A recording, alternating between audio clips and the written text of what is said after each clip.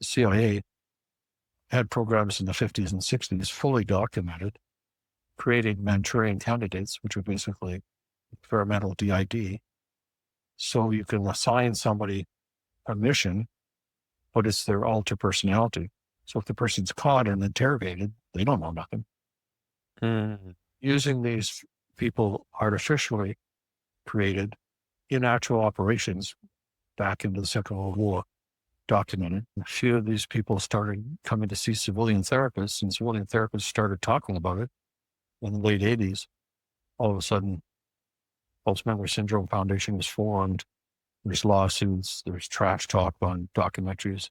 We've got to put a lid on all that, which is only like one slice of the pie. That's not the whole explanation.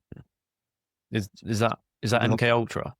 Yeah, MK Ultra, MK Search, or Project Bluebird, Project Artichoke, Project Often, MK Naomi, MK Search. There's a whole bunch of them, not just MK Ultra. Wow. What was the actual purpose of those? Could you go into a bit more detail? You mentioned it briefly, but like, what were they actually doing? Why were they doing it? Well, they're doing several different things. So if you look at the MK Ultra contracts, there's 149 of them. And they roughly divide into three categories. One is it's just contracts to get a certain chemical that they want to use in interrogations, or basically just supply chain stuff. A third of them are through what are called cutouts, which are front organizations. So the academic gets a grant from the Human Ecology Foundation to study such and such topic. They don't know it's CIA money. And it says in one of the MK Ultra documents, the purpose of this is to form a relationship with this academic who might be of future interest in the agency. So it's basically a recruitment. And then there's about a third where the contractors, which is top medical schools, top universities, psychologists, psychiatrists, they're witting. So unwitting means you don't know where the money's coming from. Witting means you have top secret clearance, you know it's CIA money, you've met with CIA people, and you're doing research that they want you to be doing, which includes hypnosis, dissociation studies. So that's basically the contracts with the creators and Manchurian candidates. And then another part of it was just, throw so much mud at the wall and see what sticks. Kind of pick and random in a way. Was that like is that the LSD studies as well? Is that related? Yeah, so there's two guys who were original board members of the False Memory Syndrome Foundation, which is attacking the idea and trying to basically erase it from the world. And two of those guys were Martin Warren and Louis Jolyon West, out of about 15-ish board members where it was formed in the early 90s. They're both top secret cleared MK Ultra contractors. So they had a personal interest in keeping a lid on all that. And they described in detail, in publications. And they're attending conferences with, corresponding with, co-publishing. So there's a whole net of people, a whole bunch of other guys in the network. So it's a whole network of people, including LSD researchers. So Louis Jolyon West, who was false memory guy, MK Ultra contractor, he killed an elephant at Oklahoma City Zoo by giving them too much LSD. Wow. Just a little slip up.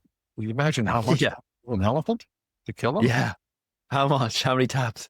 Yeah, well, and so there's LSD contracts around academia and outside it, academia, all in MK Ultra related programs. And one of the guys who got LSD when he was an undergraduate at Harvard was Theodore Kaczynski, the Unabomber. And he also was in enhanced interrogation experiments done when he was an undergraduate at Harvard. And one guy who was one of the LSD contractors, he was in the Harvard system. And the guy who was running the enhanced interrogation, which basically means brainwashing experiments, also was directly connected to this victim of two different types of experimentation. For a fact, all documented. So this all reaches out into the whole history of the culture. Hmm. So interesting. How did it get leaked, or was it just released? Like the files for all of these?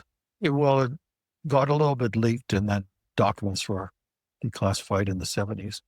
And a bunch of Senate committee hearings that forced the declassification. And the CIA was going, well, we don't have any documents. Everything was shredded. And then they go, oh, somebody found 7 boxes of MKUltra documents in a warehouse somewhere. And so we get like the tip of the iceberg. And that all then gets declassified. So at least in the public, anybody could get it. So I've got like several big drawers of all the MKUltra sub-projects 1 through 149. Wow. And did anyone die as a consequence of these? Not sure about MKUltra, but Project Often, several people died according to the Project Often documents. What happened in that one?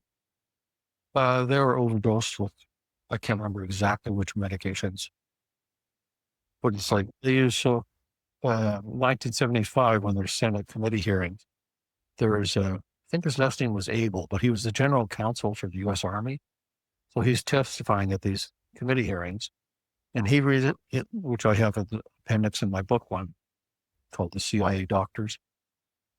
He released a list of around about 120 different compounds that the Army had tested on volunteers, including LSD. 120 different compounds. So crazy. 2 people per study, right? So LSD, the Army says they tested it on 1,500 people. It was probably actually 4,500, but if we just go with a low estimate of 1,500 times 120 different compounds, when we're talking tens or hundreds of thousands of people, this is like a big, big project. That's all documented, admitted to by the Watson and the CIA.